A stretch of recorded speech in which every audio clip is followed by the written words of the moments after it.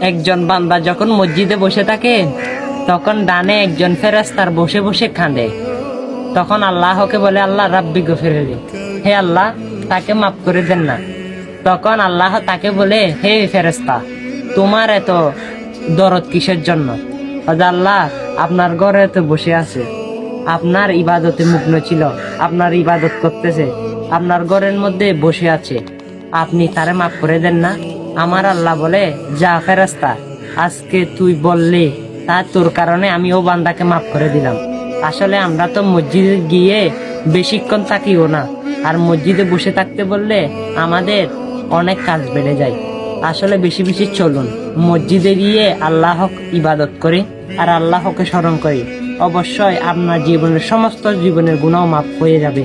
আর অবশ্যই নামাজের দাওয়াত আমি আপনাকে দিলাম, আপনি চাইলে অন্যের কাছে শেয়ার করতে পারেন। আমিন।